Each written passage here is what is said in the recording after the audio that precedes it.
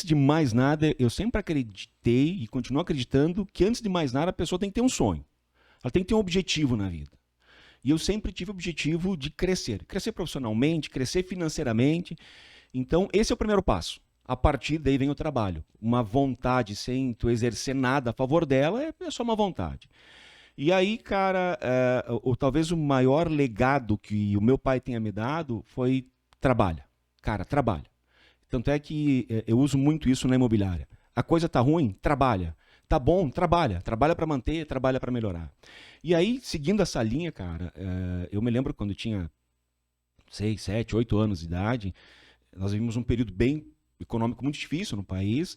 Meu pai trabalhava numa empresa, ele era encarregado do setor, mas no final de semana ele fazia o famoso bico. Né? Entrada de luz, entrada de telefone, aí pegou os anos de 97, 98, que estourou a questão da telefonia, então todo mundo que tinha telefone, e aí eu me lembro que eu passava os sábados, às vezes, fazendo entrada de telefone com meu pai, instalação elétrica nas casas, ajudando ele. Então, desde pequeno ele me ensinou, cara, trabalha.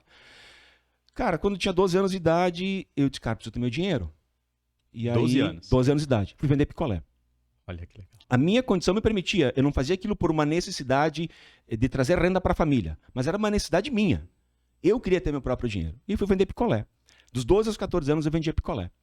E aí eu me lembro até hoje os valores. O picolé a gente vendia a 50 centavos e eu ganhava 19 centavos por picolé vendido.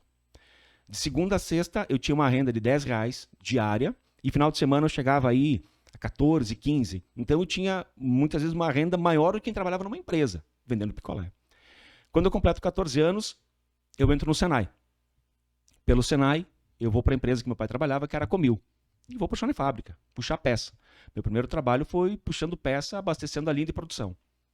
A partir daí, completo os 2 anos de Senai, sou efetivado. Na época, a lei trabalhista permitia. Ok.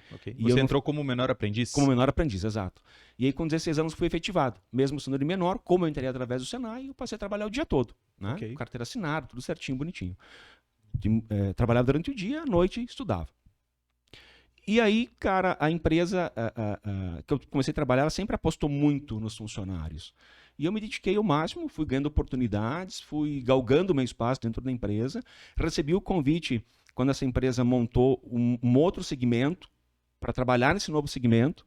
Aí depois veio o convite para mim para Cuiabá montar a filial. E aí, cara, assim, eu tinha 19 anos de idade, eu estava indo morar em Cuiabá, montar uma empresa. Caramba. 19 anos de idade, entendeu? Uma responsabilidade gigantesca. Exatamente.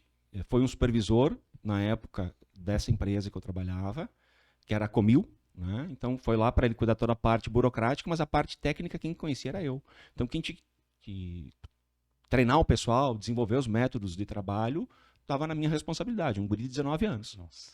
Deu um ano, o pessoal resolveu fechar essa filial, né, por causa da crise de 2005, eu volto para a Comil, né, aqui em Erechim, já com cargo de liderança, né, trabalho mais 3 anos, depois eu vou para a Pecim, também como encarregado de produção.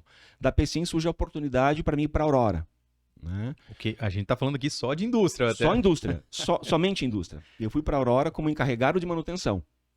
E eu me lembro assim que quando eu saí da Comil e fui para a Pecim, um dia uma pessoa lá, acho que era do P&D, olhou para mim, o que tu tá fazendo aqui? Tu veio da indústria metalmecânica para a indústria alimentícia? Eu falei, cara, eu vim para fazer gestão de pessoas. Né? O processo eu aprendo. Uhum. Né? A mesma mudança teve quando eu fui para encarregado de manutenção da Aurora, entende? E aí da Aurora eu fui para uma empresa de um amigo meu, a Bicateca, como supervisor de produção. E aí, cara, assim, todas as empresas que eu passei, eu sou muito grato, porque em todas elas eu tive a oportunidade de me desenvolver como profissional. Bacana. Como eu tinha cargos de gestão, essas empresas sempre investiram muito. Então, cara, eu tive a oportunidade de fazer treinamentos, cursos, me aprimorar, que talvez nenhuma pós-graduação te dá isso. Olha que legal. Então eu pude trabalhar o meu desenvolvimento pessoal de uma forma fantástica.